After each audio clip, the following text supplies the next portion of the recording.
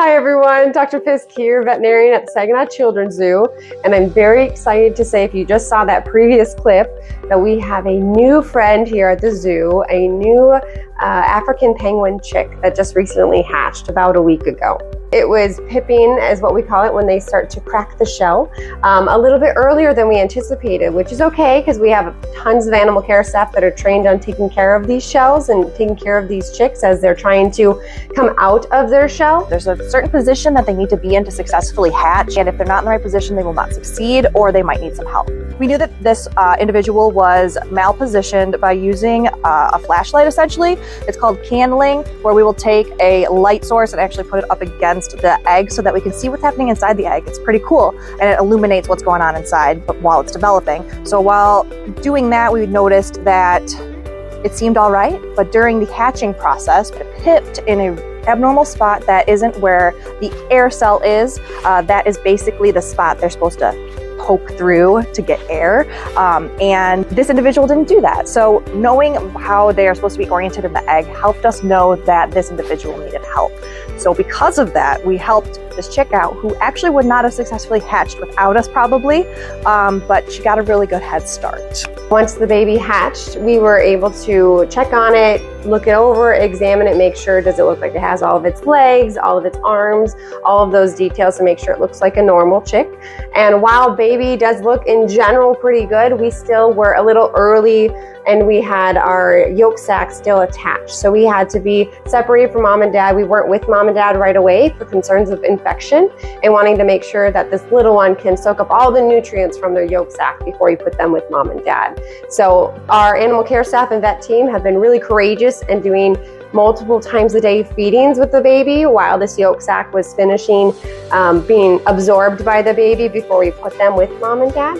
So feeding about every 3 hours, 6 times a day from sunup to sundown, and then letting them sleep at night. And little baby during these feedings got a cute little fish formula that we make here in-house. So it's our some of our fish that we're already feeding to the penguins, and then we blend that up with a handful of different supplements and vitamins that are important for the growth of this young little chick that we're rearing. And then we tube feed that into their mouth while we are monitoring their weight gain and everything multiple times a day. And it's really exciting because we had our final check-in on baby to make sure, okay, we're eating really well, we're gaining weight, and our umbilicus, where our yolk sac was being absorbed, is finally healed over. So now we're not as worried about an infection seeding from the umbilicus or the belly button, where they're getting and absorbing all their nutrients. Now we're really excited to trial with mom and dad. So we've put mom and dad with baby. So far, looks like we're feeding baby very well. So we'll keep an eye on them and make sure they continue to be really good parents for the little one.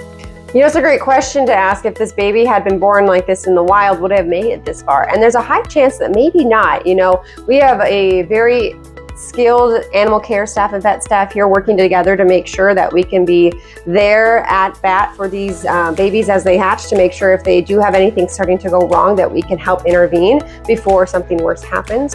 The way that we figure out the sex of a penguin is actually a really cool process that they have developed over time, where we submit the eggshell to I believe it's Avian Biotech, which is a specific lab that can take the debris, essentially, of what is left in the shell after the hatch. Okay, so we take advantage of that sample and send it out to that lab, and they will take that and they will do a DNA test through that. Of course, we're super excited for this baby because, of course, who doesn't love a good little penguin baby? But in the same breath, this chick is a big strive for the conservation of the species. As those of us in AZA zoos, we are trying to help promote and discuss conservation of this species in the wild. As we know, the African penguins in the wilderness are starting to fade out, and we're seeing a concern of their entire species going out in the next 10 years. So this is a very big step in the right direction for conservation of the genetics and of the species in general. And so we are so grateful and thankful every time we can be a part of that bigger mission.